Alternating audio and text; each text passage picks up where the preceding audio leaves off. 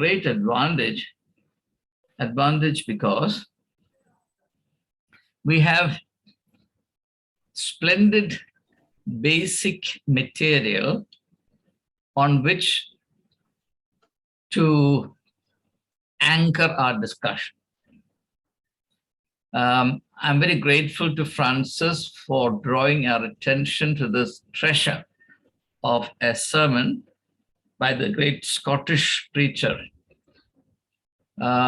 more than a century and a half ago, Henry Drummond, a very interesting thinker. One of the questions I've always raised, if you remember, is whether or not Christians should be thinkers. And when I raise the question frequently whether religion should be connected to reason or reason should be restored to religion, the same question is involved, though we couch it in different words. Now, I assume in good faith that all of you have listened to the sermon. Fortunately, we live in wonderful times. We have very precious resources readily available on the net. And thanks to COVID, we have also more time than usual. I don't know how anyone can feel bored or vacant in life with all these inexhaustible resources surrounding us all the time. So, Juby has joined us now. Now, who would like to? Now, today, my friend Joe Staragan had actually volunteered to introduce that sermon to us by presenting in 10 to 15 minutes a summary of the arguments in that sermon. But unfortunately, due to circumstances beyond his control, he is not able to join us today. He's actually traveling at this time. So he will do that at the next session. So we can look forward to that. In fact, I would like more and more of you to become active in contributing to the richness of this banquet of the Word of God. Okay? So who would like to get started? Pick up themes or ideas or insights that you think that we can discuss. Let's do it at random. Well, then I will take over and I'll sort of try to put out. Yes, Jacob. Yeah, good Jacob morning, Malay. good evening. Yes. Yeah. It is good evening and good morning. Yep. Because we live. It's really very cold. Yeah. Negative 10 degrees Celsius. Okay. Outside. Yeah. My comment is about the whole number of videos you posted on I2I News, which I am constantly watching and commenting on the comment box. And that was a lot of videos, and you made your point really good that the last but one, you had almost like 50, the first time 50 people commenting on it, and I've gone through all the comments, and it was almost tremendously very positive comments. And the last one you posted like last night had a lot of people already started coming forward to rebuff your image. And Jacob, we are now going to focus on the sermon on love. Okay. By Henry. All right. I'm sure you got the link. Yep. Okay. So let's discuss that. Let somebody join. We will discuss that. Let me. Yeah. All right. Okay. Anybody else? We'll take up whatever you want to discuss later on. Once this part is, there's a discussion slot after an hour. We'll do this at that time. Yes. We have to value our time.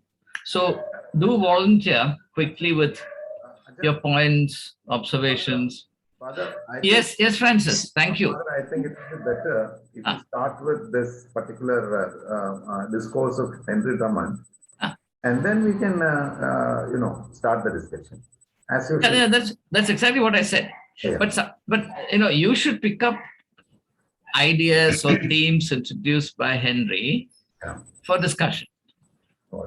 Rather than my doing it all the time, I'm quite happy. I'm actually ready with everything. But when I deal with it, of course, I'll deal with it very differently. Because each person has his own way of doing things. Is it necessarily that we should stick to the sermon per se, or can we talk about our personal take on the... Oh, you can, yes. Feel free, totally free.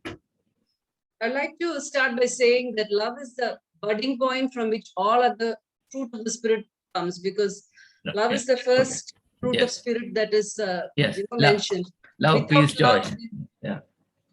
I'll make notes. Carry on. Without love, you just can't, go to the other fruits. Yes. It's a starting point, and without which I think,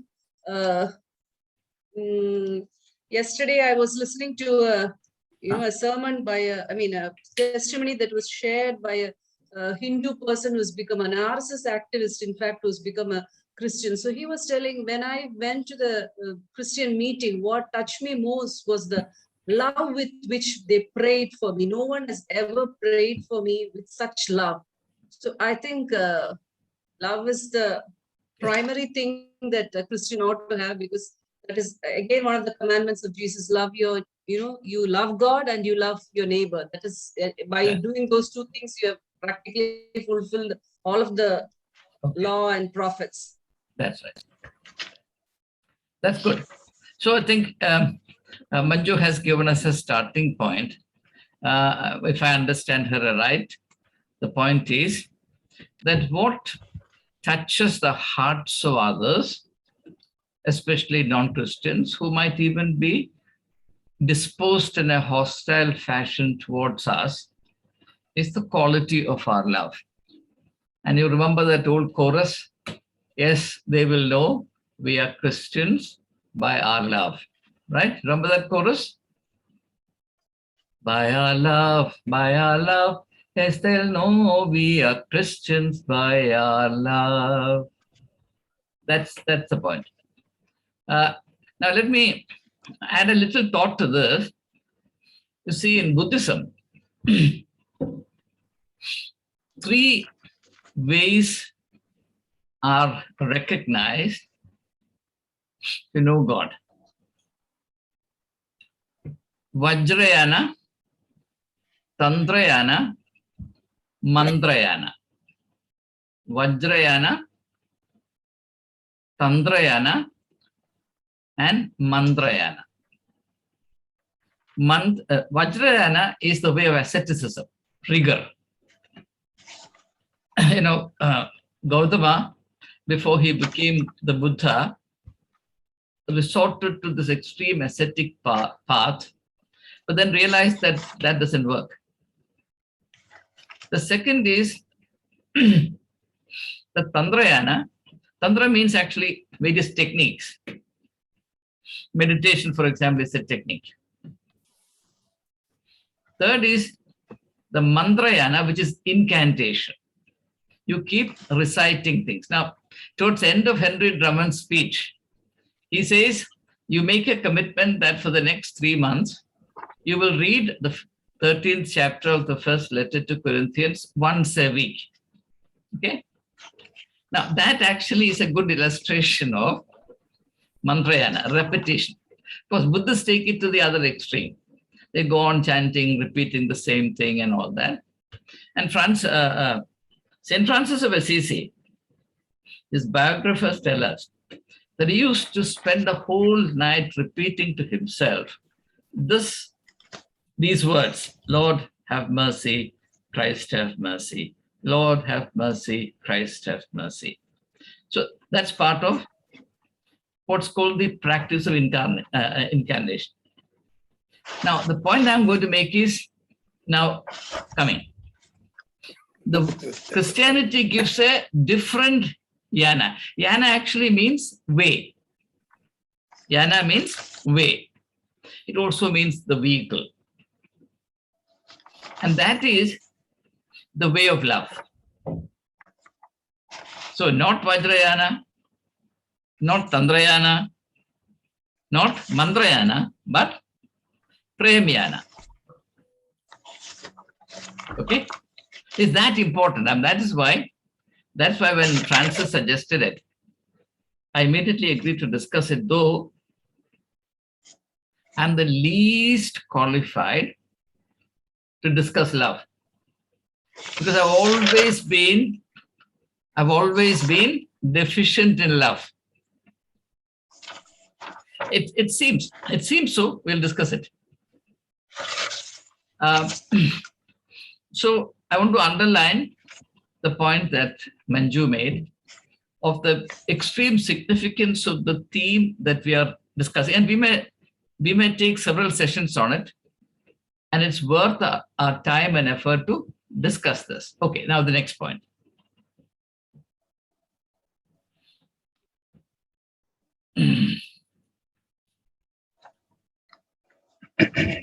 So, Yes. In your book, On a Stormy Course, Yes. there is an entire chapter on love. Yes. I had noted a few points which were made in that Yes. chapter. Yes. In which you have said that one who cannot love must not teach. That is Yes. about teachers. Yes. And also, it empowers us to do justice to all without fear of favor. Yes. Love empowers us to do Yes. justice to all Yes. without fear of favor. Yes. Yes. And also, what is driven by merely personal is not love. Yes. True love involves a transcendence of the partial and the preferential. Partial and the preferential. Yes. Love needs to be universal if Yes. it is to be of Yes. spiritual value. If it Yes. is to be of spiritual value. Yeah. And also about a lot of other things we have quoted Immanuel Kant, Rousseau, saying that the good man orders himself in relation to the whole, and the wicked man orders the whole in relation to himself. Yes. How can we, practice all this in our life, in our daily life? Yes. That's the most essential part of, Yes. of following this Christian message, no? Francis, I cannot see your face in its entirety. Yeah. I'm a little out of focus. Yeah. I feel a little disturbed when I cannot see the whole person. Okay.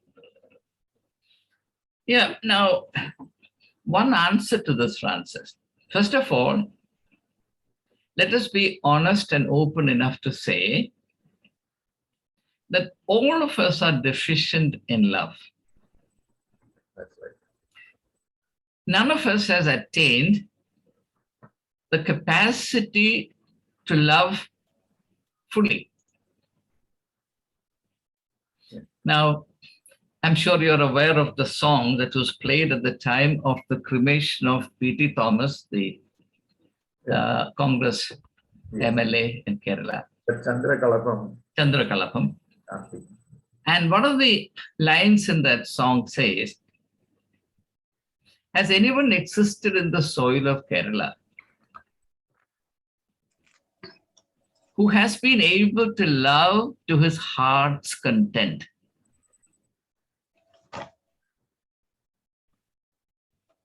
It's a very interesting question. It's a question raised by a non-Christian poet. Yeah.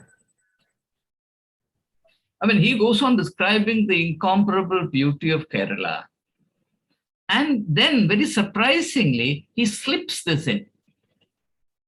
It's a very interesting thing. I don't know if people have paid attention to this. And it's very easy to wax poetic about the beauty of Kerala, etc. But even as we do so, we must realize that something is missing. The heart is missing. Somehow the land of Kerala is not the land of love. And this is something that I plead with you. I'm sure you will note this, because as a politician of the right kind, and God bless you for it, I'm sure you will give the right message. Because I think of Kerala with a lot of sadness.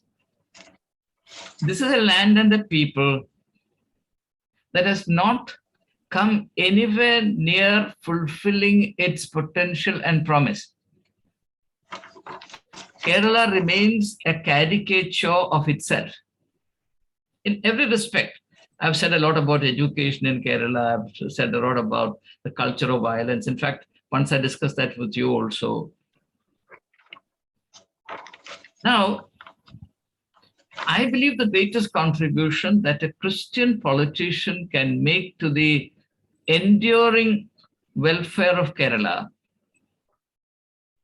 is to work towards, to the extent of the grace that God gives you, work towards restoring this lost heart of love to the political, economic, social, and religious culture of Kerala. This is why, for example, when religious leaders try to foment trouble on the false and foolish assumption that they can reap the harvest of hate, I intervene and I say certain things which are then resented. Because I know that this is a path to destruction. For example, creating a rift between the Christian community and the Muslim community, or as it also happened, the Christian community and the Irava community. All these might seem politically very crafty and cunning and clever, but it's a recipe for disaster. So I pray that God would give you the special grace to be a witness in the political domain of Kerala, so that the total life of Kerala is redeemed with an injection of this vaccination, of this vaccine called love, which will then restore the immunity to the state to all kinds of problems, including the politics of murder, etc. Okay. Now, your question as to how can we actually practice the many things? By the way, I have written extensively on love in the latest book, Beyond Religion, where I argue that the agenda of humanity must be not to belong to this doctrinal division or that sectarian argument. One can remain in any religion you like, but to look beyond the parochial limits and to acknowledge or accept the universal human agenda of creating a spiritual culture based on 4 universal values: love, truth, justice, compassion. So in 2 chapters, 2 extensive chapters, I've dealt with these 4 fundamental spiritual values. And may I humbly request all of you to look that book up and also read it in conjunction with what I've written in a Stormy Course, which is my memoir, my life story. A part, of course, it covers only 9 years of my life. And I don't have to say that, I don't have to convince you that I'm older than 9 years. So there's a great deal. Now, as I said, I've written these things not because I'm an expert on love, not because I've perfected the art of loving in my life, but like what Manju said, it struck me very early in life that the strength of Christianity is not ritualism, not some denominational foosfast, but this universal culture of love, which is a culture of the kingdom of God. After all, Jesus came as the incarnation of God's love for the whole world. John chapter 3, verse 16. God so loved the world that he gave his only begotten Son, that whosoever believes in him should not perish but have everlasting life. So right from start to finish, the emphasis is on love. And yet, love is conspicuously absent from Christendom as a whole and from our own hearts. How can there be love in Christendom if our hearts are arid for the seed of love? So therefore, the question that Francis has raised is a very important question. How can we cultivate this strength? And there, Henry Drummond in the sermon gives an answer. The answer is, he says, you practice love. Like all other strengths, including intellectual strength, manual strength or physical strength, economic strength, if you like. How will you grow in this strength if you don't practice it? No, we can't really. I mean, it's like saying, I don't want to get into the water, but I want to learn swimming. We have to put ourselves in situations where we may have to love with difficulty. And the greatest test of love that Jesus has prescribed, a test by which I've consistently failed, is the test of loving one's enemy. He says, you have heard this said by them of all times, love your brothers and hate your enemies. But I say unto you, love your enemy and pray for those who persecute you, those who revile you and persecute you. This is the ultimate reach of love. It's a sea height that no human being can climb on his strength alone. And yet, we know, it has been now revealed to us that such a summit actually exists. And Jesus has not introduced anything into human consciousness which is not attainable, even if it is not attainable very easily and readily. That is why in the 6th chapter of the 6th verse of the 14th chapter of John's Gospel, Jesus said, he who believes in me will do not only what I have done, but greater things than I have done. What has Jesus done? The first thing on the cross of Calvary is the affirmation of love for the enemy. Father, forgive, for they know not what they do. Okay? So this is one of the reasons why the crucifixion of Jesus Christ fascinates people cutting across all religious differences, is that nobody else has succeeded in manifesting or revealing, unveiling the summit of love, S-U-M-M-I-T, the apex, the pinnacle, the Everest of love. Nobody has done it. That's why I said the way of Jesus Christ is premyana, the way of love. The way of Jesus is the way of love. So I've dealt with Francis' question only in a very partial manner. Francis will have occasion to come back to this again and again, because your question is extremely central. We can never get away from it. Because what is the point in looking at the theory if we don't also at the same time deal with the question as to how to practice it? Because the power of anything is revealed only through an integration of theory and practice. You go on with theory forever, the words become dead. And as Hamlet says, words, words, words, nothing but words. Okay? But words are important because without words, there can be no action. See, one of the profound insights in the Bible is that the very creation, the totality of creation originates in the word. So words are important.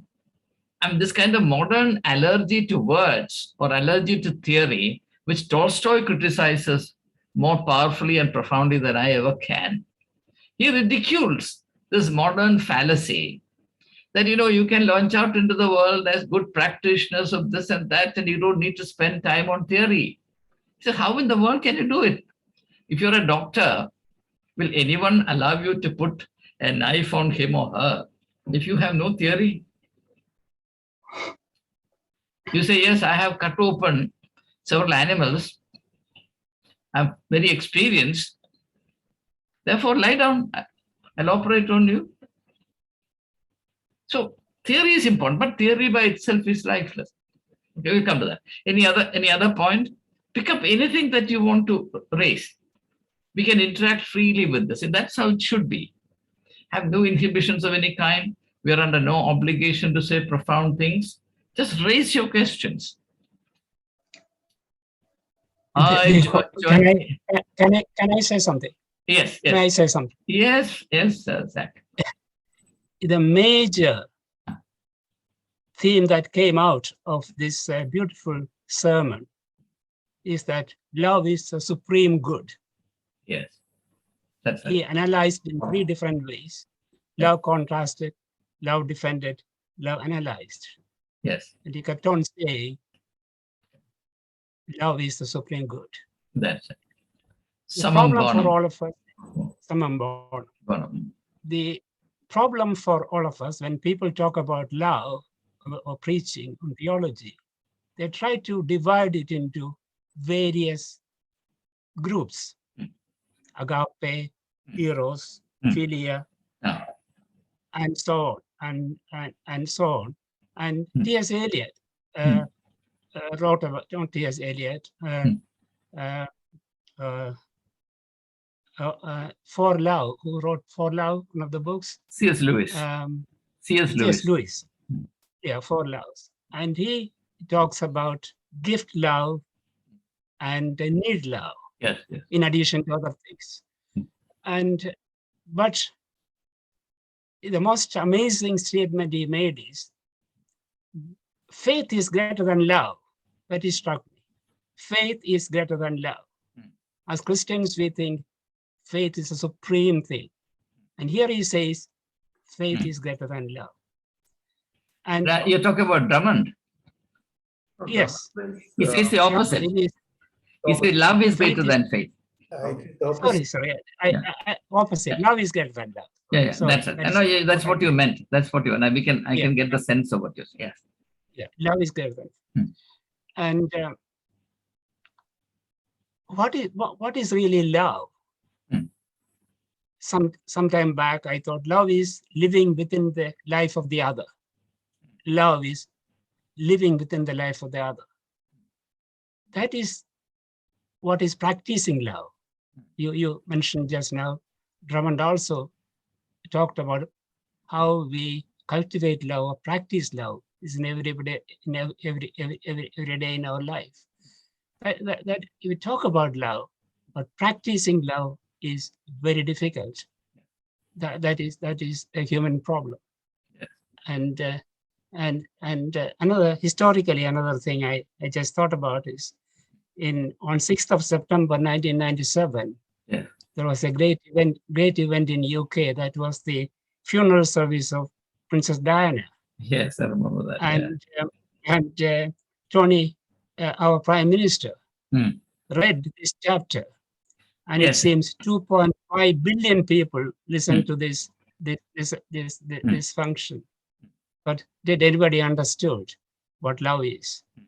And she was also, Princess Diana died on the way of seeking love and traveling to Paris, and she had a car accident and she died. Yes. So we talk about love in different contexts, but practicing love is very difficult. Yeah. That is what I want to say. A greater excitement at the funeral of Diana than Tony Blair reading Corinthians was Elton John's song, A Candle in the Wind or something. I remember that. Okay, fine. Yes, we'll take up what Saka said. I think Joan also wants to say something. We'll take the two together. Yeah, I was going to extend to the answer you gave to explanation that you gave to Francis, that often, most often than not, we correlate love with a feeling. When actually, if you see, Christ has not really spoken about the feeling. He's spoken about the action. Yes. So that's where, Absolutely. Yes. Where Jesus says, do unto others as you would like them to do unto you. Yeah, very That good. is- Well put. Yes. That is the actual manifestation of love. And then, as you said, the extreme that he's telling us to do, love your enemies. And the second point that I would like to speak over here is about, it is not just, we can't differentiate Christian love and non-Christian love. Absolutely. Love is love, and you have activists, more so we have non-Christian activists who stand for the others. Yes. We find, particularly in our, context, we find they stand much more forward with more courage for the others. So I would not like to, talk of Christian love and non-Christian love. And the third thing is about when you said that you don't think you have transcended, or you have reached that stage of, claiming that you love. I would say that from my experience in this group and otherwise, you, and also what I've heard from Dr. Laji's life story, I would say that is action. You may come out, Dr. Valson Thampu, you may come out sometimes very, forceful and controversial, but I guess that is actually coming out of the craving for goodness of the other, and so that is love. Love need not always be sweet talk. So that's the third point. And Dr. Laji's life story that we have heard, without very, love, very inspiring. Yes. yeah, without love, you wouldn't do that kind of live like that. That's The right. fourth point that I would like to speak about is I would look at love as well. I did hear the sermon exactly on the day you sent it, after which I did not go back to it. So I don't remember. It was when Dr. Zach mentioned that, okay, there was a refreshing. But I did share something with all of you in the beginning of we started with the sessions. That was about the 3 targets of love. One is God, one is the self, and one is the other. And I think without if we have the knowledge of God, our love for God is manifested only if you let others know that God exists, irrespective of religion. Yeah. Second is love for the self. And I think it's very important. And that I'm not talking in terms of selfishness, talking in terms of being really aware of the self within, and then seeing where the pitfalls are within the self, and see if you can change it. Sometimes you can, sometimes you cannot change. But unless you don't touch your inner being, you cannot love the other. So the two, the love for God and love for the self, is what helps you love the other. Yeah. I will stop at that. I've spoken. Very good. Well, Joan has given us plenty of things to discuss, mainly 4 things. First of all, is absolutely right, and I think it's very central to both Drummond's understanding of love, which, by the way, he does not acknowledge it. It's based to a large extent on a book by Soren Kierkegaard. I mentioned it because of what John Anthony said just now. The title of that book is Works of Love. See, John said that love is not a feeling, but action, and therefore works. So the title of the book by Kierkegaard, second half of 19th century Denmark, is Works of Love. Very interesting book. And the entire book is an interpretation, and I'm going to discuss that book with you in course of time. The entire book in that argument is based on just 2 verses or 2 texts in the Bible. One is love your neighbor as yourself. What does it mean? The second is interpretation of the 13th chapter of first letter to Corinthians. Very interesting. Now, though Drummond does not acknowledge Soren Kierkegaard, who actually came before him, the fact remains that Kierkegaard made Drummond possible. Why am I saying this? I'm saying this because If you stay isolated from the general stream of thought, then your inner life will become arid. You may have everything else, but your inner life would be empty.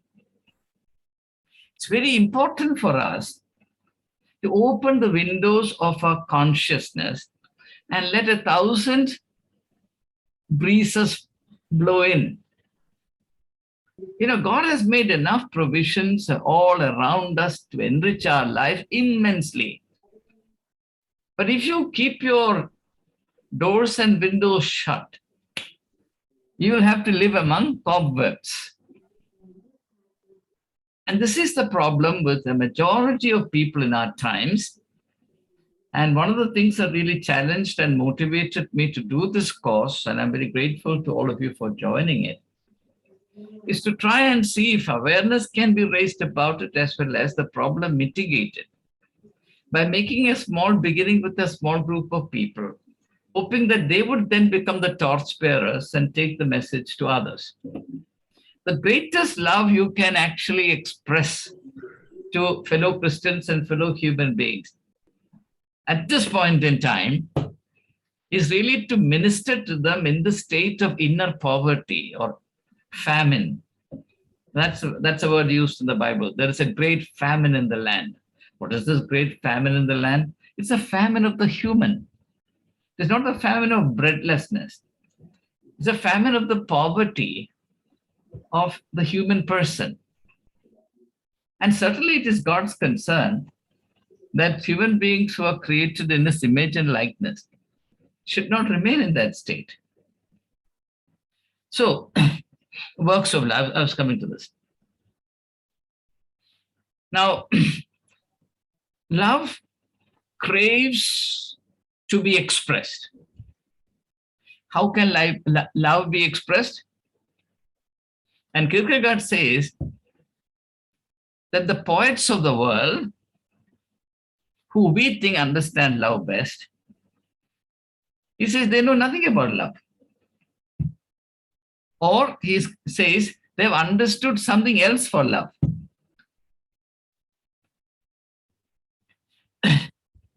And I am myself influenced to a great extent by Kierkegaard.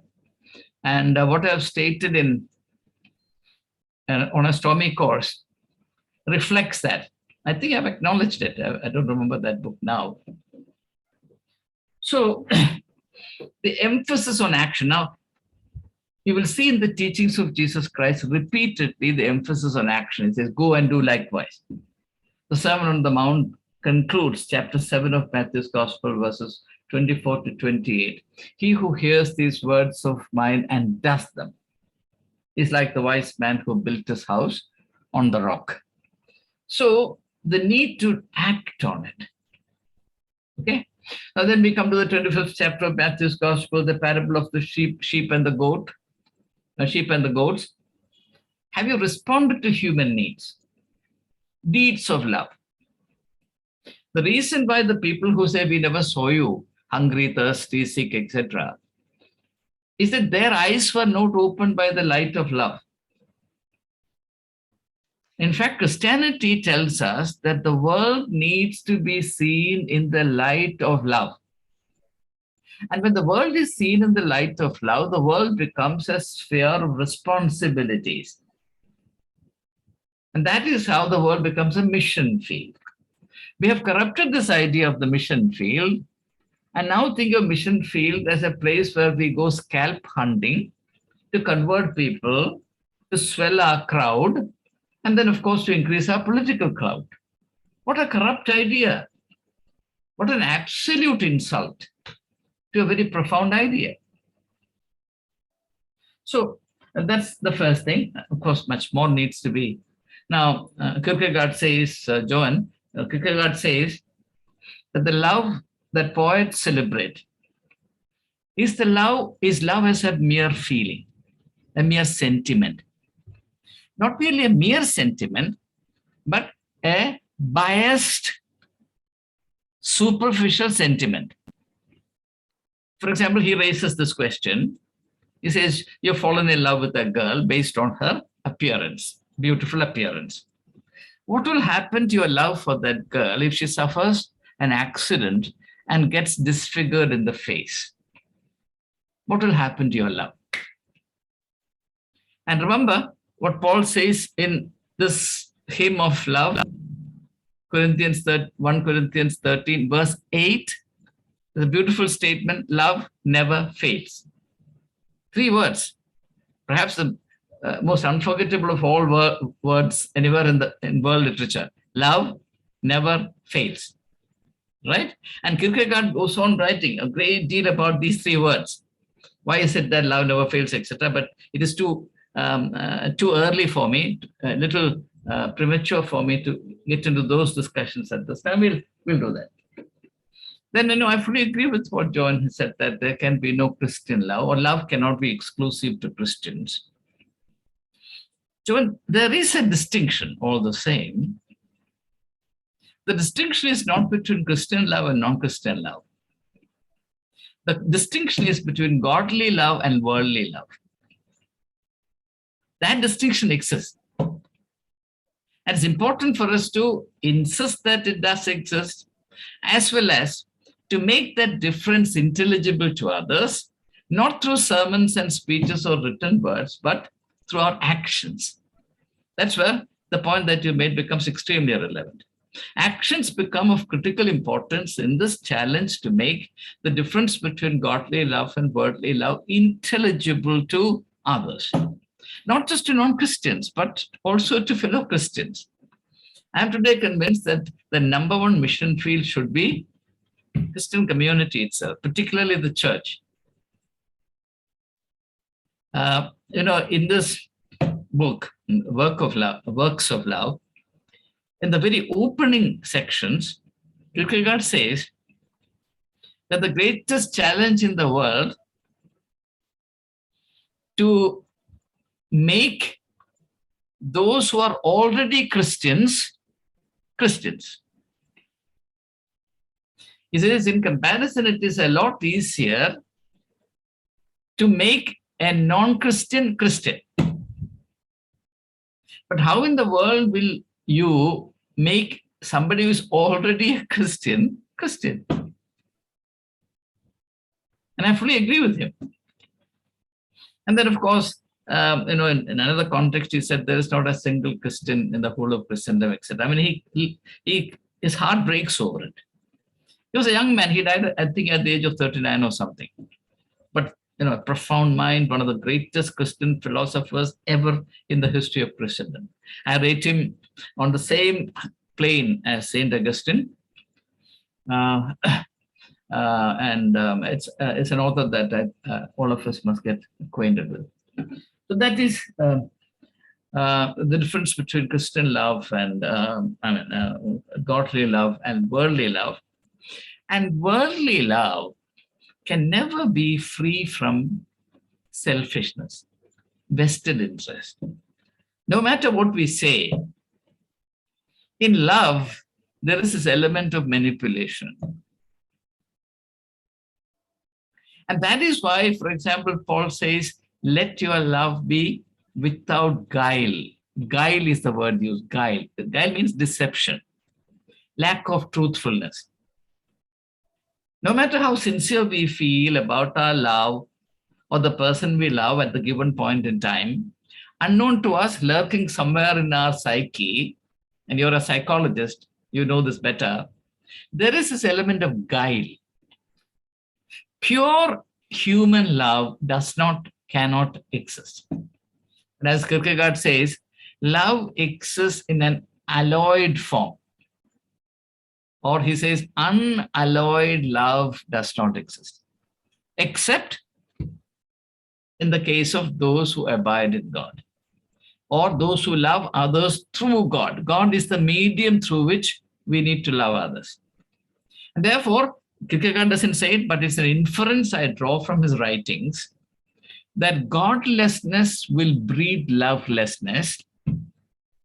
And one of my modern favorite writers, Erich Fromm, in his very interesting work called Anatomy of Human Destructiveness, published towards in the late 60s of the last century. He says that the modern world is a world of organized lovelessness. Organized lovelessness. The modern world is a world of organized lovelessness. Everything is operated by, driven by, based on not love, but lovelessness. Need not be hate all the time, because in India at the moment, the greatest pride is pride in hating people, right? गर्व से कहो कि हम हिंदू हैं, इसका मतलब है दूसरे से नफरत करो. That's the stage at which we are today. Very dangerous, extremely dangerous. So that's one. Now, you talk about the three angles of the triangle of love: the self, God, neighbor, etc. The other. Perfect. That's absolute. It is implied in the two cardinal commandments. Love the Lord your God with all your heart, etc., etc. Love the neighbor as yourself. So God, neighbor, self. These are the three corners that complete the triangle of love. And therefore, love must be a continuous spiritual flow connecting all the three corners of the triangle.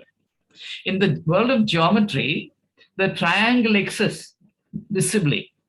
In the world of spirituality, the triangle has to be incarnate. It doesn't exist visibly to anyone. That is why there is emphasis on doing the works of love. So the world will realize that love exists when Christians incarnate love through their actions, but not merely actions. This is important. But by who they are. By who they are. Now, in this context, of course, it's extremely important for us to realize that the spiritual understanding of love has to be different from the worldly understanding of love. Now, for example, parents love their children, right? How do they love their children? In most cases, except in the case of spiritually enlightened parents, in most cases, parental love becomes indulgence. Now, experience teaches us that that's not love, that's anything but love. Now, Jesus cleansed the temple of Jerusalem. Was that love? Yes, it was love. What does he say? The zeal for my Father's house consumes me, right? Zeal means love. The zeal for my Father's house consumes me. Just imagine the experience. It's burning inside. Is that love? By our understanding, no, it's not love. It's very difficult for us to accept that there is a fiery and fierce side to love. That's why Jesus said, "Think not that I have come to bring peace upon the earth. I've come to bring a sword upon the earth." That sword is also love. We don't think of it that way. For us, love is a nice, comfortable feeling, which doesn't make any demand on us, which doesn't disturb us, which doesn't force us to change our ways, which sort of panders to our ego, gives us a sense of self-validation. Yes, whatever you're doing is right. What's our idea of friendship? Does our friendship accommodate the space, the margin for truth? Is a person who tells you the truth about yourself, truth about me to my face, my friend? Can I really endure him as a friend? If not, I'm incapable of friendship. Because there is no relationship which is valid, which cannot accommodate truth. And therefore, it's very important for us to be clearer and clearer and clearer, or to grow continually in the understanding of love to which there is no end, there is no limit. At no point in time can we ever assume that we have understood the spiritual idea of love adequately or completely. But at that point in time, at any given point in time, we may be given the grace to understand what the works of love need to be in that context. And by doing it, we grow in the understanding of love. So there is a dialogue happening all the time between the understanding of love and the activity of love, understanding resulting in activity, activity turning into understanding. And in this dialogic process, the believer growing in spiritual stature. That is what is envisaged in the Bible. That's why Jesus accepted or chose 12 disciples to be with him. Mark chapter 3, verse 14. He called them that they might be with him and that he might send them out. See, why go out? Why send them out? That they may do. So Jesus sent his disciples out. Then they had to come back and report to him their experiences, which they did. So being with Jesus is the kind of in-house, or if you like, hands-on university of love. But then that has to be acted upon in the world out there, because that world is famished for love. The love that God kindles in our heart is because God loves the world. But we have been traditionally taught to despise the world and to keep a maximum distance from the world. And that's the reason why we have become the salt that has lost its saltiness. Okay, now I've taken more time than I should have. There is much more to be said on all the points raised by Joan and all of you, in fact. I will slowly address all of this, and I hope in 2-3 sessions to attain a greater degree of clarity, and I look forward to that. Anything else? I have a point. Yes, Taragan. It might look very pedantic and non-practicable, but I have this question within me that has been embarrassing me for quite long. The point here is we focus too much on the topic or concept of love, absolute love, or impersonal love, or agape, or starke, or filio, or eros, or whatsoever. But who is our enemy?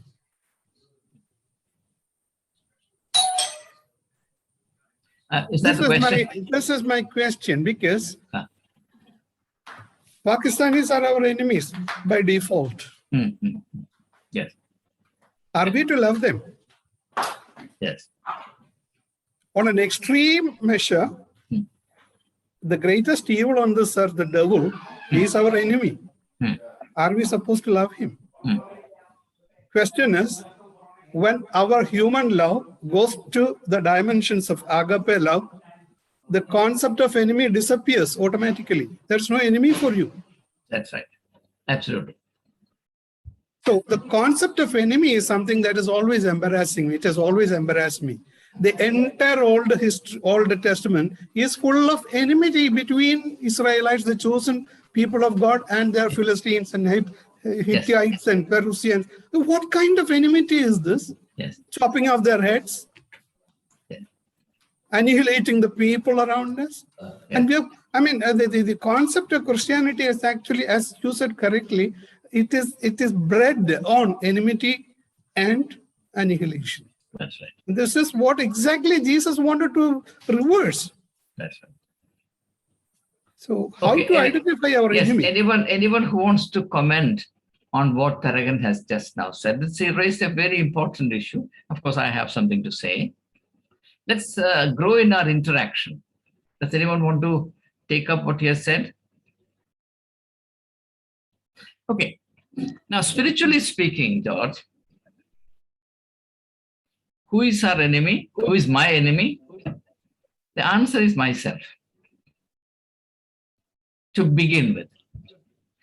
But I am unaware of the fact that I am my own enemy. And to the extent that that internal enemy is not dealt with, that internal enemy operates all the time and provokes enmity all around.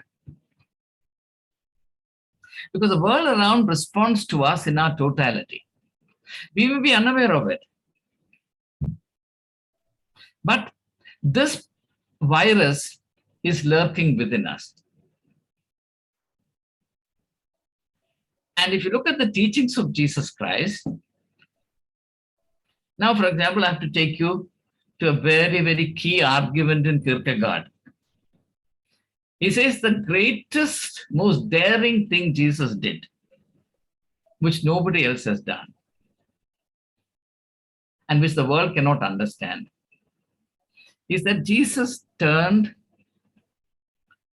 love into a duty.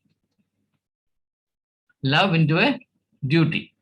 He says this must be offensive to the world, because the world thinks of love as a pleasant, happy feeling.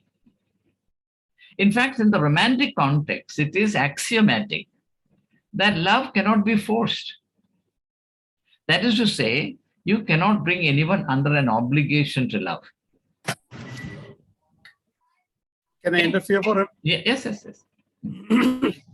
It's a you said a very valid point. You know, a definition of marriage is, please do not mind my going a bit extra. It's okay. Yes. Definition.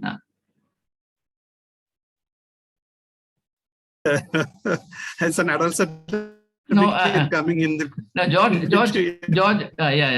Your line is not clear. Can you please do it again? A censor Marcus from a pleasure. Hello. Your network problem. Can you please say it again? Hello. I don't think we have got you. Marriage is an. Yeah, is it audible now? I'm audible? Yeah, it is. Marriage is. It's said very funny. In a funny way, it is said that marriage is an institution which converts a kiss from a pleasure into a duty, and that's why marriage is failed. Yes. It's a clever statement. Okay. It doesn't need any comment, so I'll not. Anything else? Can I ask, how does justice and compassion come into this when we think about loving enemies? Yeah, I know. I've dealt Justice with this. and compassion. Justice and compassion. Yeah, I dealt with all of this extensively in my book. That is Beyond Religion. I hope you'll get. You have a copy, right? You have a copy. You're one of the earliest to get a copy. So if you can read those 2 chapters, it's all there. Okay. Now, in fact, I lost touch with the question. What was that? The question that we are talking about loving enemies and so on. Loving enemies. Yes. And saying how you put the context of justice and compassion into that. That's right. Okay. Now I got sidetracked from the idea of loving one's enemy, etc. Now, enmity is actually an illusion. Now, for example, Indian philosophy, Advaita, non-dualism, the other is a part of yourself. That thou art, Tattvamasi, that thou art, even the enemy, what the person that you consider to be your enemy is you. That's a true meaning of Tattvamasi. Okay? So, the key, therefore, to overcoming enmity is oneself, and that key is love. And that's what Jesus says, love your enemy. Now, the point is this: to be able to love your enemy, you should have first transcended the mindset of enmity. You can't entertain the mindset of enmity and love your enemy. If you say that you do, you are a hypocrite, you are deceiving yourself. That is why philosophers also accept the fact that there is no higher plane of morality than that of loving one's enemy. But they all say it's not practical. There's no way it can be done. Jesus says it can be done. Not only that it can be done, it must be done. Now, that's a challenge. So eventually, I'll also talk about the challenge of love. Most people think of love as an entitlement, as a right, I have a right to be loved, right? Yes, now Manju wants to say something, yes. Mr. Taragan was telling about, when he was referring to the Old Testament when he was talking about the things that are happening there. Can we take it like the old order of things have passed away? When Jesus came, everything is kind of totally new. So the concept of killing another person doesn't come into the New Testament, the New Testament age. Whereas all through the Old Testament, we find wars and killings and capturing and, entire communities being done away with, all those kind of things. So he was raising that point. So what do you think about it? Yeah, right. No, that's why I knew I had forgotten something, lost touch with. Now you have connected me back. Yes. Manju, I wish what you were saying were true. It is not as if all this killing and bloodletting, etc., belong only to the Old Testament past, and that it doesn't belong to the New Testament history. In fact, Christianity became a highly offensive, violent. Yes, but that is, in regard to teaching, in regard to what God is telling, in the Old Testament, you find God telling the people to go out and fight. In New Testament, you don't find those kind of things. In the New Testament, it is more of martyrdom and the Christians being tortured, rather than the Christians the actual Christians going out and doing the things. Yeah. Manju, let's understand this right. Let's understand it without any prejudice, without any a sense of personal commitment to a particular point of view. I'll try to be purely historical. I have nothing to add from my personal convictions or my writings here. I'll stick myself entirely to history.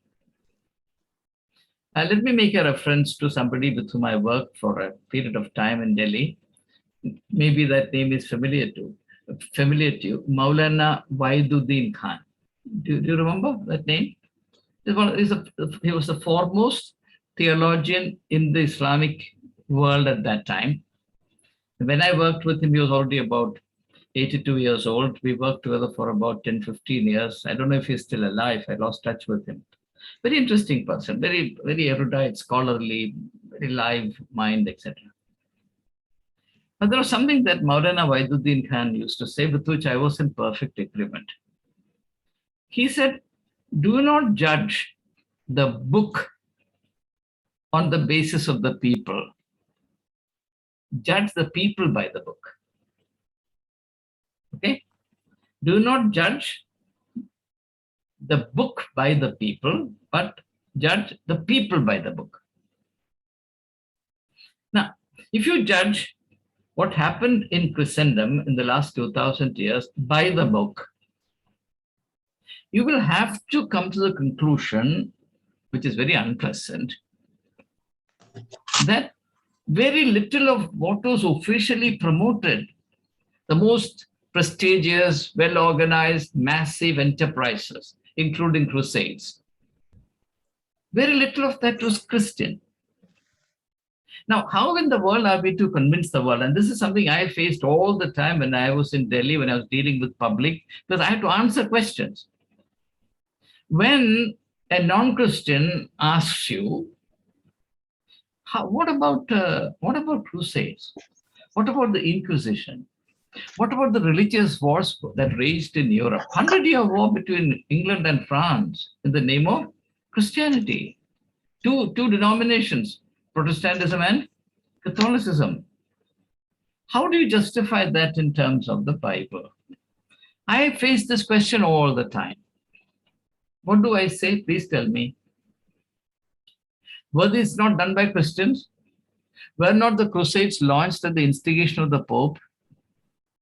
Were not the people who participated in it and perished in it told at that time that they would all go to heaven? That's the most virtuous thing in the world, to spill the blood of heathens. What was said in those days? And people who were burned alive, nearly 100,000 of them under the Spanish Inquisition, they were Christians, fellow Christians. You must read that wonderful book, Treatise on Toleration. Treatise on Toleration by Voltaire. Treatise on Toleration, I think 1778, around that time. It actually is based on an actual episode.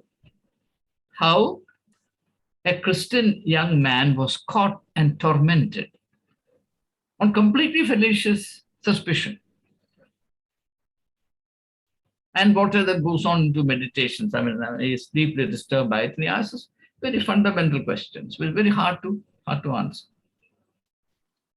So we can't play it both ways. Even today, in our midst, enmity is deliberately fomented between, say, to the Catholics and Muslims. None of us is troubled by it. We think it is okay. Then we have to ask the question whether such things are actually justifiable or permissible under the Bible or in the light of the teachings of Jesus Christ. No, we say nothing about it. Or if I criticize it, there are many people who feel very upset. So we have to really make up our mind as to where we stand. If violence, cruelty is perceived to be to the benefit of the church, then it's all right. If the same violence is turned against us, then it's not all right. And that's called hypocrisy. Let me say this to you. What Sangh Parivar is doing to us, and this will happen more and more in the days ahead, what they're doing to us is no different from what we have done to others when we had power. In Goa, the Goan Inquisition, because Christians had power there, how many Muslims, how many Hindus were exterminated? Exterminated. And there's not a question of one denomination. Every church has done it. I feel that the greatest blessing of the Indian church is that we have no political power. In Kerala, we have a little bit of political power, and see how we abuse it. To obstruct justice, to suppress truth, to justify every imaginable misdeed in the world. So we have to answer the question as to how our faith connects to all this. Because when non-Christians look at us, this is all that they are seeing 24/7. They don't see anything else. They don't see the good work that Manju is doing. They don't see the good heart that George Thorogood has. They don't see the ideals that Francis George entertains. It's sad, but it's a reality that the only thing in public consciousness as of today is this very unfortunate, regrettable, in fact, extremely embarrassing perception. So therefore, either we insist that a reform takes place by which the teachings of Jesus Christ become the yardstick with which church life is measured, and what doesn't meet the standard is exorcised or axed out or extirpated, left out. Or we have to say what Auguste Comte said about the Roman Catholic Church, and I mentioned it some time ago. He said, don't call it a church. He was an ardent Catholic. He said, if you're truthful, you'd call it the Catholic system, not church. He said, call it the Roman Catholic system. And he actually goes very explicitly states that Jesus Christ is impractical. He is actually a hindrance. Church must learn to do without Christ. Christ was needed 1500, 1600 years ago, but right now, given the way the church has progressed, the church does not need Christ. In fact, Christ is a problem. A clear statement. And it is not an isolated thing. We may not say this openly, but which church, let me ask you, which church will function according to the teachings of Jesus Christ? I challenge you today, take any single teaching of Jesus Christ and ask, which church practices it? Or which church believes that it can be practiced? So the fact of the matter is that there is no connection between the two. But then we say that it's a Christian church. Therefore, we are in a completely mixed up state. We do not know where we are, what is happening. The whole thing is in an utter mess. And we expect the next generation to grow up in this and become very wonderful human beings. I think we'll all be condemned in our generation for confusing the youth and the children and youth in our community and clipping their wings, destroying them. Our children are growing up destroyed. We are responsible for it. But strangely, parents are totally indifferent to all this. What nurture are the children getting from church life? For God's sake, tell me. Any nurture that helps them to lead a dignified life in the world out there. After all, they have to go and live in the world. They have to work in the world. I was talking to a wonderful lady the other day. She says, she was crying on the phone. She says, I raised my son in a wonderful manner, very pious, everything was right, but he was very bright, so he went and joined the university in Germany. Now he has become a heathen. Why would he not become a heathen? Please tell me. What have we done in order to equip him to stand on the foundation of faith when this protective bubble is discarded and the young chap has to emerge into the world for which he is not trained? Anyway, so I think the time has come for us to become a little more forthright and say that unfortunately we have not, and that's what Kierkegaard said, we are not Christians. He said there is no Christian in the whole of Christendom. That's the truth. So then that poverty ought to be covered up with all this theatricality, this costume, this show, this color, this smell, this yell and bell. We are all satisfied with this. Which need is met? Which problem is solved? Who is helped? Unfortunately, through our conditioning from birth onwards, we have become so cowardly and so crippled in our thinking that we will never dare to ask a question, a relevant question. And until and unless we begin to ask questions, nothing will change for the better, nothing. So we are all to blame for things going from bad to worse. It's not just a handful of people who are hijacking things, but also the vast majority of people who, through their silence, remain complicit in this corruption and destruction of the way of Jesus Christ. Okay, any further? I have a question. Yes, sir. Yes, I hear Anne had you give them. Yes, Anne. So this is actually from your book, Beyond Religion.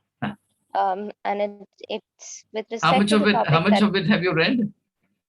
About 5 chapters. 5 chapters. That's good. That's very good. But this is from, I think, the first chapter. But it confused me, so I thought I'll mention it. So this is with respect to values, and I think you do refer to love as one of the values. This is what you've written. I quote it. Human beings fail to live by values, not because we are ignorant of values. Rather, we fail to live by values because we are not strong enough to do what we know. You go on to talk about how we need to partner with God. But when you say we are not strong enough to do what we know, are you not letting us off the hook? And also, what do you mean when you say that we are not strong enough? Okay. All right. And in this context, I have to make a reference, a historical reference, to the debate between Saint Augustine, the Bishop of Hippo, and a Welsh theologian by the name of Pelagius. What's called the Pelagian controversy. Now, the controversy was this.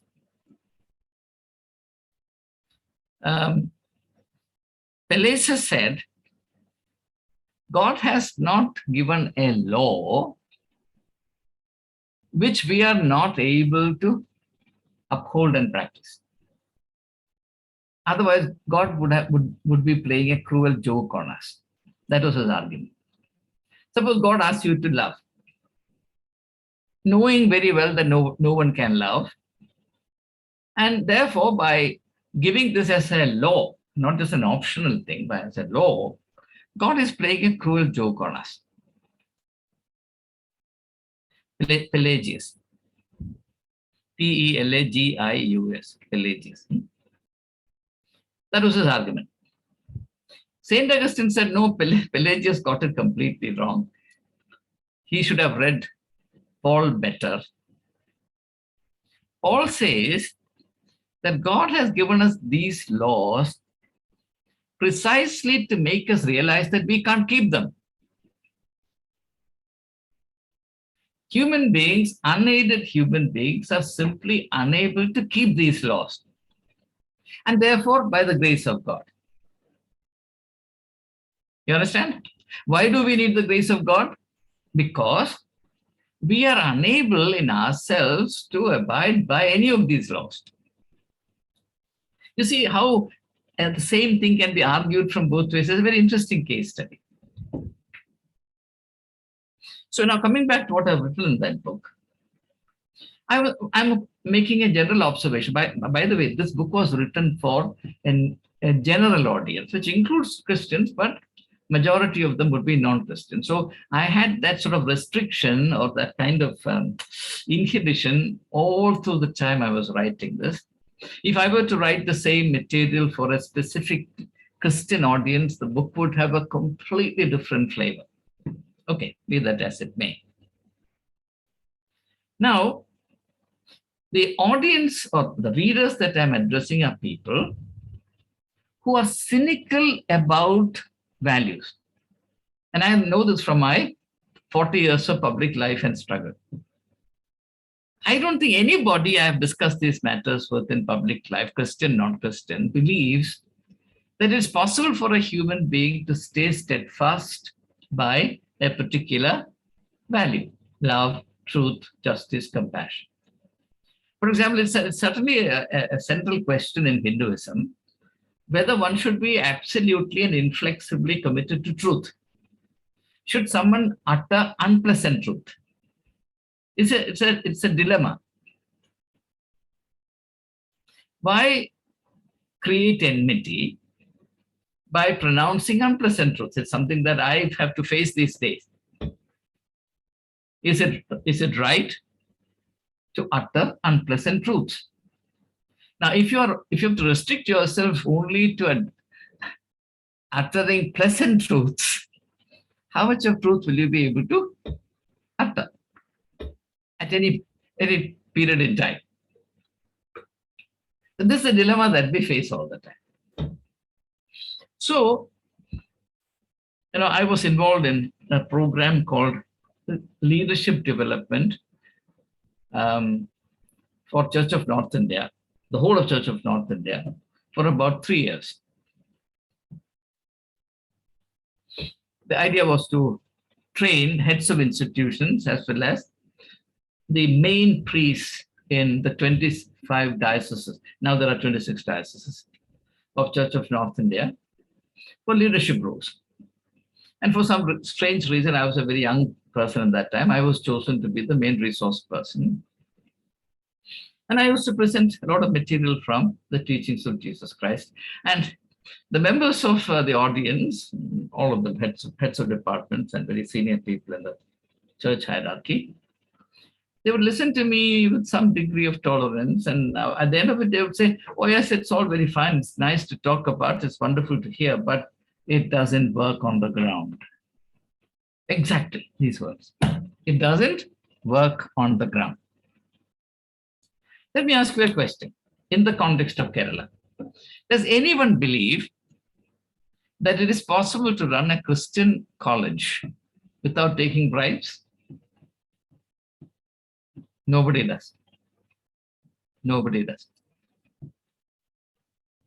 When I was trying to disinfect St. Stephen's College of corruption, first thing I did was to cut off the church quota, and crores used to be made by selling seats.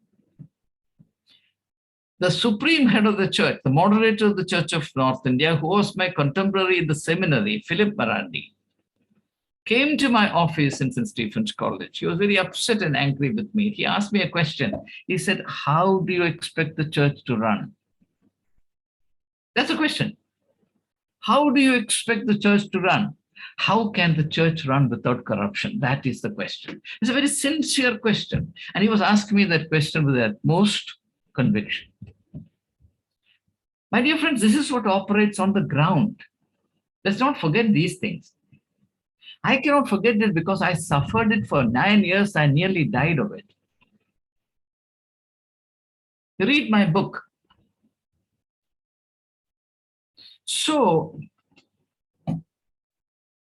when I'm addressing an audience or a readership where cynicism about the practicality of these values is rife and intense, what do? Now, first of all, I earned the right to write that book, the right to write the book, RIGHT, by my 9-year-long struggle. I proved beyond any doubt that it is possible to run a college without corruption. That is possible to keep an institution 100% clean. And not only that, I proved that that's the only way to make the institution shine like a star in the firmament of quality education.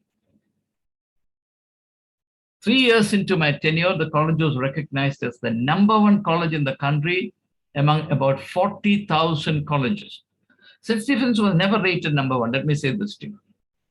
It was very popular and all that. It was popular because the children of the rich studied there and all that. It was only during my tenure, and I'm not boasting it, it's a fact, that the college became #1 in the country. Number 2, when I took over the college, the finances were in ruins. When I left the college, I left 11.5 crores of rupees for all the corruption that was being practiced, for the market that was raging there. The college was becoming bankrupt.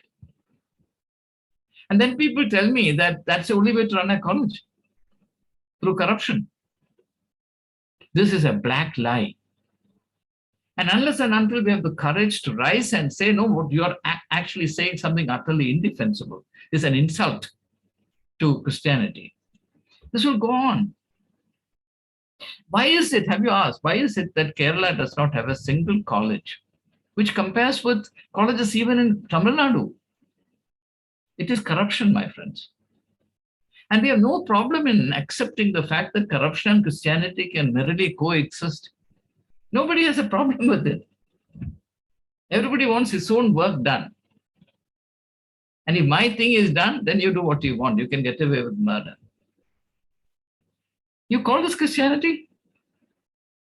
Okay. Therefore, as in my book I did write, that if you look at these values and try to practice them by your own strength, that's what I'm emphasizing, you will succumb to despair. It's simply not possible. But you can do so if you believe that you are in partnership with God. Then what happens is, you are not alone in the struggle. You know, many people thought that in the 9 years I was principal of the college, I was alone. I never felt that I was alone. In fact, my prayer in those days used to be, I used to tell God, look, I've come here because you wanted me to come. I'm doing these things because you want me to do this. Now you take care of the consequences. I used to say this. And I believe it happened. And that's the spirit that shines through that book. That book was written in my lifeblood. And if you have any interest in truth, please read that book. And I'm not trying to promote the book. So yes, so let's realize that it's not an easy thing to practice any of these values. At the same time, the challenge to practice them is irreducible, as well as the promise that we will be equipped to practice them is also real. And that is where our partnership with Jesus Christ becomes powerful, real, and intelligible to others. Till then, nobody understands it. Okay? All right. Thank you, sir. Next. Well, what is the time now? It is 9:25. Yeah. I will now conclude. I'll say one or two things. Just one thing. Yes, So, Francis. Ultimately, then, what can we do? How to train our youngsters in this faith and values? Yeah. Because we have to always look for the future. Yes. These are things I'll say with some elaboration in the next session, but since the question has come, let me say this to you. You see, the youth of today will not be impressed with what you say. They will insist on seeing evidence. The only evidence acceptable to them is what is actually done. The good thing about the youth of today is that they're not hypocrites like us. See, we tagged along our parents. We went to church not because we were convinced that anything relevant was happening there. We went there out of sheer habit. That's the truth of the matter. We never asked a question. Thank God the youth of today ask questions. And sad it is that parents are not able to answer them. So now the interesting thing I find is that priests live in fear of the youth. Parents live in fear of the youth. What a funny situation. So now you ask me, and I'm so glad you asked me, what can be done? Francis, this question must be raised with repeated insistence in the life of the church. For God's sake, ask this question. In our own personal lives. No, I'm coming to that. Why I'm going to church is that the only training field, the only school of training we have, by our common consent, that's not true, but this is the assumption. The only training ground for this is the church. That's why I'm going there. From where will you learn these things? What is the business of the church? As Paul says, is it not to equip the saints? I mean, by saint, he means every believer, not canonized people. Okay? So the fundamental function or the mission of the church is to equip the believer to live the faith effectively and also to be a transmitter of that faith to coming generations. Okay? Now, which church has a program of any value to cater to minister to the youth? We have a Sunday school program, and God alone knows the condition of Sunday school programs in various churches. And as someone who has studied this, I'm of the opinion that our Sunday schools are a problem. Because the kind of Christianity that is being propagated to Sunday schools is quite funny. I mean, let me not go into that. So, why is it that the world around us acknowledges that this is this youth century of the youth? Everywhere, okay? Politicians have recognized that this is the century of the youth, right? No political party can overlook them.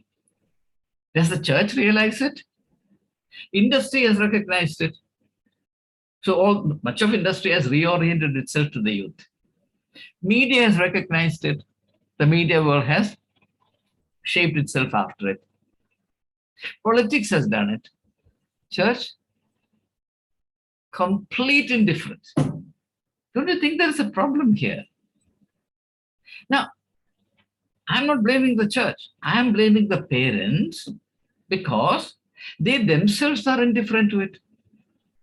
If that were a priority for us as parents, we would have raised this question with the authorities concerned. what are you providing to the children? What is the investment you're making in the future? What will be the fate of our faith 25 years from now? Is anyone thinking about it? So therefore, we have to become a little more active in our own congregations and say and ask the priests. Priests are like politicians. They respond only to articulated needs. Politicians deal with issues depending on how many votes are lost or gained by it, isn't it? I don't have to argue that with you. But priests do exactly the same thing. If the congregation is indifferent to it, they're indifferent to it. If the congregation is worried about it, they'll be worried about it. Because if the congregation is worried and he is not worried, then there are financial consequences. So therefore, unless and until pressure is generated from the people in the congregation for the hierarchy to wake up to this fact and to make adequate provisions, there will be a huge problem. And by the time the church wakes up to it, it will be too late. And it's only because we don't want to do anything about it that these wretched things like, love jihad is talked about. As though the problem is only that some wolves are roaming around here and they're just waiting to jump on our girls and take them away. And why can't our girls have some understanding? At least recognize that these are wolves if they're wolves. And why is it that our community cannot produce good sheep? Do you know that Christian girls cannot get grooms that match them? There's a terrible gender imbalance in our community. Our girls are bright. Our boys, I don't know for whatever reasons. In Kerala, the problem is not as acute as in North India. Many of our girls in North India are choosing to remain unmarried because either they have to marry out of the community or they have to remain unmarried. So they don't want to marry, as they say, Aya, butler, cook, driver. That's a description. The classic description of the Christian community in North India is Aya, butler, cook, driver. ABCD. Right. So we have to really address these issues, Francis. They can all be done. It is not at all impossible to develop a youth ministry. That's actually where my heart is all my life. One of the mistakes I committed when I came to Trivandrum, and I was so naive, and I regret. I met the vicar in charge and I said, Achan, all my life I've lived among the young people. I would like to do something for the youth of the church. He was so upset. And don't ask me why he was upset. He was upset. He said, I'll tell you. I'll think about it and let you know. And it's very obvious to me. Obvious to me from his darkened face that was the end of it. This is a reality. And I know it is not very fashionable to bring such things into the discussion. But how long will we float among pink clouds? So something can be done. We have even resources, but these are not acceptable because it is not perceived as a need or a priority. And that can be changed. And people like you can change it, not by, issuing any kind of hostile or derogatory statement, but gently persuading them. That's all. We want our children to be taken care of. That's all we want. We don't want any confrontation. We don't want to embarrass anyone. Something can be done. Why don't you do it? That's all. It's as simple as that. Okay. Anything else? Okay, let me say now one or two things by way of conclusion. Now, look at the context in which Paul is writing. When Paul is writing, Rome was still the greatest political power in the world, the Roman Empire, which covered 3 continents. And what was the operating principle of the Roman Empire? Was it love? No, it was power. Power. Naked, brutal power. Okay? So therefore, what I'm suggesting is this. The need to affirm love and to celebrate love arises precisely because The world is organized not on love, but on power. The sword. Okay? Now, why should this be recognized? It should be recognized because this is a kind of tacit or silent assumption among us that we should do only what is fashionable.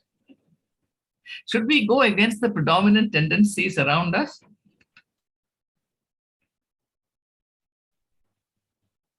There's something called Christian courtesy, no? What is Christian courtesy? Just fit in neatly, comfortably, don't create any disturbance. Keep quiet. No, Paul goes to the other extreme and he affirms a principle which is completely contrary to the principle of the empire. Now come straight into India's freedom struggle. We were also smarting under the yoke of the empire, this time the British Empire. What did Gandhi do? That is the greatness of Gandhi. Gandhi enunciated a principle completely contrary to the reigning dominant principle of the empire, which was power. The power of the sword. What did Gandhi do? He counterpointed the power of the sword, the power of the gun, the power of engines of destruction with what he called character and soul strength. Exactly the words used by him. Character and soul. In other words, he confronted technological power with spiritual power. That's why he writes his autobiography, The Story of My Experiments with Truth, where he goes into details and he emphasizes the fact. He says, all the political experiments that I have conducted throughout my life are nothing compared to the spiritual experiments I've conducted. In other words, Gandhi is emphasizing, insisting on the fact that to him, the freedom struggle was fundamentally a spiritual struggle. And Gandhi is right because freedom is a spiritual concept. And that's something that people after him forgot. And therefore, no attempt was made by the leaders of this country to create a culture of freedom or to train the citizens of India in the discipline of freedom. And therefore, we have now reached a stage when freedom is used against freedom. And therefore, the freedom of one group will become the unfreedom of another group. That's the danger. That is the danger. And this, of course, exists within the church. If the hierarchy is free, you are not free. All the wisdom, all the truth comes from the hierarchy. If I say a truth which is different from what is convenient to the hierarchy, then the same relationship as exists in the political domain. We think one is fantastic and the other is wrong. We have to be consistent in our thinking. We expect politicians to be tolerant, but we don't want to be tolerant. Do you have a single forum in any church in Kerala or anywhere in the world where the lay people are free to articulate their views? Once in 500 years, can you point out a forum? No. And if a forum is created, it will be crushed overnight. That's my experience. So, please understand, therefore, that Paul, by singing this great hymn of love, is not merely just giving us nice poetry. He's also urging us to be in his own silent, indirect ways, the only way that was possible at that time, urging us towards a spiritual revolution. What is a revolution? A revolution is nothing but a shift in foundation. When life is established on the foundation of power, you establish your life on the foundation of truth. You know, this statement is attributed to Napoleon. By the way, Napoleon is a fascinating character. I can never have enough of Napoleon. I don't, of course, appreciate the many wars he fought and the millions of Frenchmen who died because of his ambition. But the man's thinking, his genius, his capacity for man management, and his ability to work. I mean, the entire education policy during his time, particularly at that time, emphasis on educating women was Napoleon's. I have taken pains to read the orders he dictated to people, even during wartime. Classic literature. These are, things you can just dictate to people. After all, it's not going to be read as literature, but everything is so fantastic. Now, Napoleon is supposed to have said, he said, Alexander the Great, Charlemagne, and myself established our empires. But the days of our empires are numbered. Whereas the empire of Jesus Christ will endure forever. Because while we establish our empires on the strength of the sword, the kingdom of Jesus Christ is established on compassion and love, and that will never fail. That's what Napoleon said. Amazing, isn't it? Amazing. And it's the very same Napoleon who humiliated the Pope of the times and made him cry in Paris, 1803. So, it is not according to the way of the world that we have to set our standards. And that's what Paul says in his letter to Romans, chapter 12, verse 2. Do not conform to the pattern of the world, but rather be transformed through the daily renewal of your mind, so that you may know the excellent and indispensable will of God the Father for you. A completely different way of life. Whereas today, the Christian creed is, adjust beautifully to the ways of the world, then you shall be all right. Then you will be successful Christians. All our patterns of thought, all our ways of doing things are 100% worldly. If a bishop goes around the way Jesus did, he'll be ridiculed by us. Therefore, I'm not blaming bishops. I'm blaming our own spiritual poverty. If a bishop is not clad in the way he is, and if he doesn't live in such offensive, obscene opulence, then we will ridicule him. We will not take him seriously. A bishop who doesn't hurt you will not be taken seriously by you. I'm telling you. A bishop who loves you will have no value for you, because it's difficult for us to accept love. Please understand this. I fought this battle. The problem is not that we are not loved. The problem is that we don't want to be loved. Let me ask you, who is the leader who is most loved today? A leader who causes maximum damage to you. A leader who is most cruel in public perception. Somebody became the Prime Minister of India through the Gujarat riots. Don't forget it. And he continues in office because if you say anything against him, you're brutally suppressed. And if he were to love you, okay, let me give you an illustration. Modi announced bullet train, Ahmedabad to Bombay. Did anyone criticize it? No. I don't agree with the left government in Kerala. In fact, I'm now profoundly disillusioned by this government. That apart, Silver Line, which I think should not be done at all because Kerala does not have the financial resources, it will ruin the economic backbone of this state. I'm against it. But Silver Line was introduced and everybody is criticizing it. Why? Because there's far greater tolerance obtained here. If Kerala were ruled cruelly, as India is ruined, nobody would have criticized.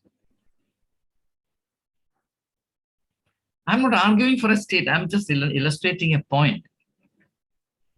Now, let me ask you, why are parents treated shabbily by their children? Only one reason for it. They love them. You think children will treat others shabbily, as shabbily as they treat their own parents? No. Why? Because we have not created a culture of love. We have created a culture of sycophancy, of flattery, of time serving, of opportunism, of quid pro quo. Our own relationship with God is not based on love. Don't be mistaken about it. You think you will love God? No. We love what we can get out of God. Read the book of Job. Why is the book of Job in the Old Testament is one of the strangest books you can ever read? I'm surprised that the book of Job was included in the Old Testament canon. Because that book raises a question.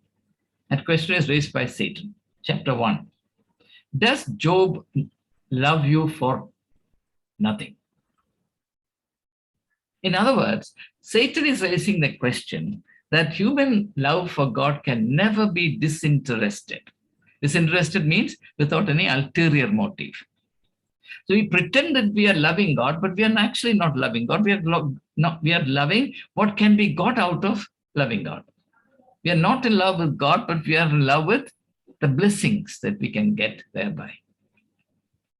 And how can this truth be known? This truth can be known when a person who loves God is put through extreme suffering, as in the case of Job. Right? That is the significance of that book. So almost at the beginning of that process of sifting, what does his wife say? You remember what his wife said? It's in chapter 2. Curse your God and die. If this is what you got out of loving God, what should you do? Curse your God and die. Well, she's being truthful. Though in our community, we think that women cannot be truthful, which the secular judge also says women cannot be truthful. Only whatever the man says is truthful. But what this woman, the wife of Job, says is the truth. Curse God and die. Because after all, why were you friendly with God? Because you thought that no harm will come to you. Rather, all the blessings of the world will be focused and concentrated on you. Exactly the opposite is happening. Therefore, the sensible thing to do is, the smart thing to do is, curse God and die. So that is the illustration. So when we glibly say that, that's why I'm saying that I am doubtful. I doubt my own capacity to love. Our attitude to suffering is the only proof that we love or we do not love. It is not through times of comfort or prosperity, when everything goes well and according to our likes and dislikes, that we know we love or not. Let hard days come. Let clouds gather overhead. Let thunder and lightning begin. Let swords flash in the vicinity of the fear that creeps upon us. Then we shall know. Then we shall know. So this is a very fundamental theme. And actually, I did not want to start this discussion so early, but because Francis suggested and I said yes. But now I'm going to close. I request all of you to patiently abide with this journey. It is not going to be easy. But I'm going to now give you a reason why you should do this. Now, the core power of love is growth. If you love, you grow. If you don't love, you shrink. It's not because of age that you wither away. Age has nothing to do with your withering away. You wither only if you are love deficit. Because Now, let me be very, very factual, practical, down to earth. I want to be loved by my daughters. I have 2 daughters. One of them is listening to me at the moment, 7. I love my daughters. And my greatest ambition in life is that I should be loved by them. If I have the even distant notion that my daughter's love for me is not declining, I can go through hell on this earth. I'm not exaggerating.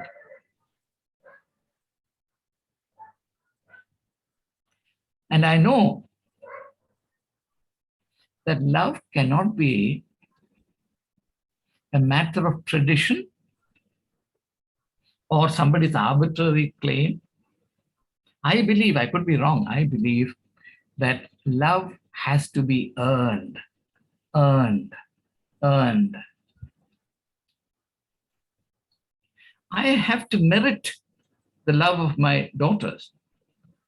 I cannot take it for granted. I should not take it for granted. Why should I? How can I merit the love of my girls? Only by growing and growing and growing and growing.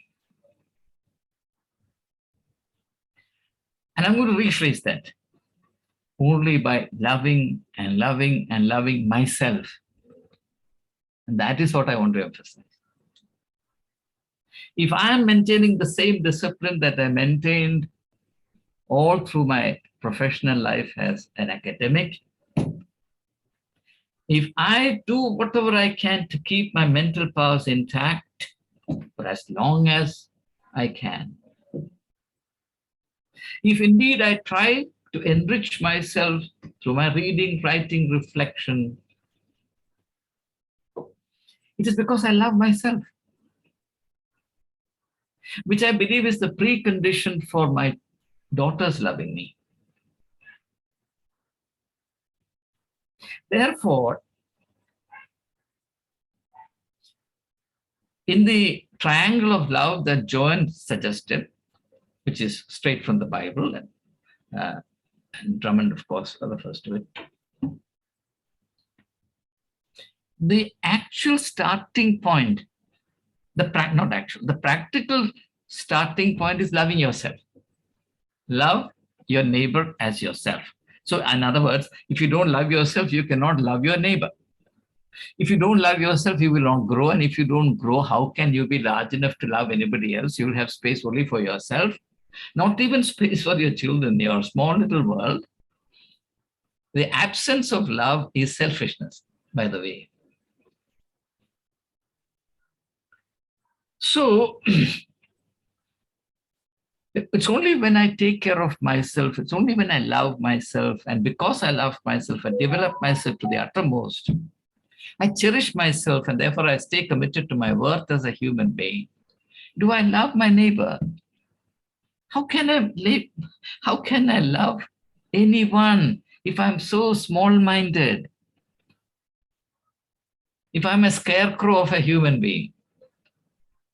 You've seen scarecrows standing in paddy fields?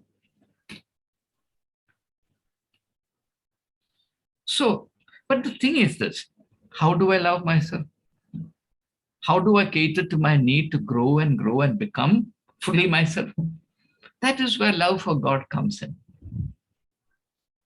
When we try to love God with all our heart, with all our soul, with all our mind and all our strength, we grow. That's the only way to grow. Otherwise, what happens is that we stay confined to a narrow little small world of our self-will, our small interests. We never expand.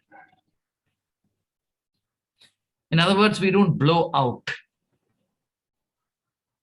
And look at your breathing. What happens?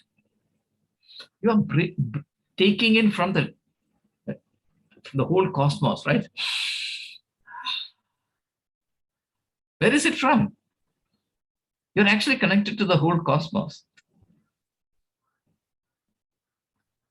And then you breathe into it, right? How can you live without being connected to that larger world. That is the secret of life, my friends. But all this has no place in our understanding of spirituality.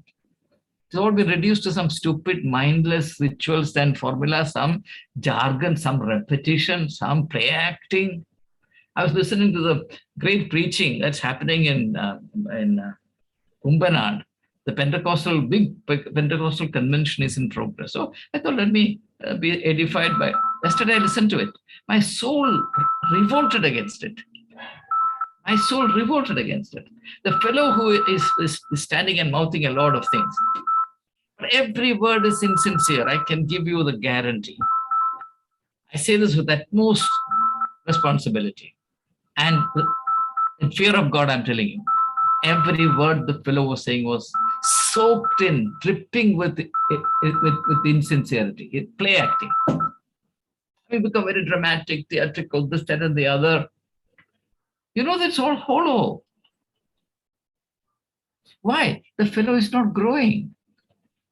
He thinks that growth can be substituted with some turns of speech, some gestures, some drama.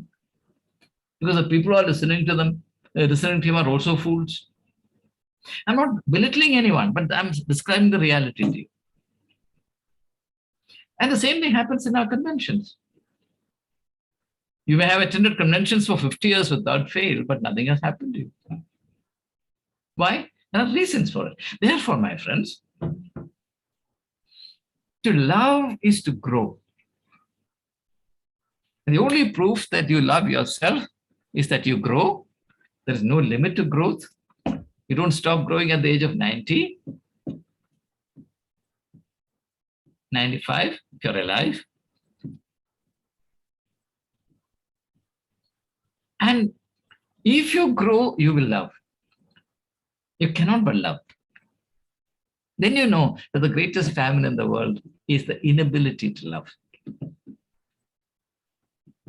As that great Jewish philosopher, Martin Buber, said, the greatest bankruptcy or famine in the world is not that you are not loved. It is that you cannot love. And Mother Teresa said the same thing. Martin Buber. The greatest famine in the world is not that you are not loved, but that you cannot love.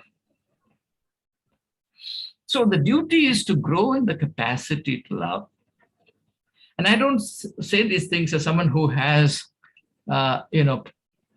perfected himself in this discipline. No. I know I have miles to go, but I'm aware of these things. And I'm making an effort. Sincerely, I'm making an effort. And I'm sure the good Lord will understand my problems and will lead me on. And my eagerness to share something with you on Saturday evenings, my dear friends, is simply out of love for you. I have nothing to prove to anyone. And also I know that I have nothing of value to give to anyone, except what God in mercy gives to me to be given to you. Therefore, for me, these sessions have been a medium of great personal blessings. Many things that I did not understand before that now I understand with greater clarity, simply because of all of you. Love is the greatest school of learning.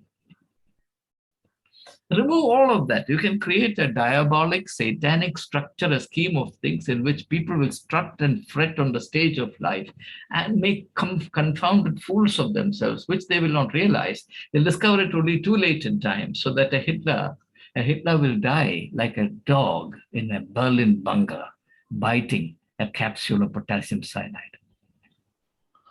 That's the final achievement of lovelessness. Okay, there's a great deal, very exciting things to be said. Our journey has just begun. And once again, I want to thank Francis for flagging this issue, for suggesting a starting point. And I would request you again, please listen to this sermon a few times. I've listened to it twice, and it still retains its freshness. And when you listen to it next time, please ask yourself a question.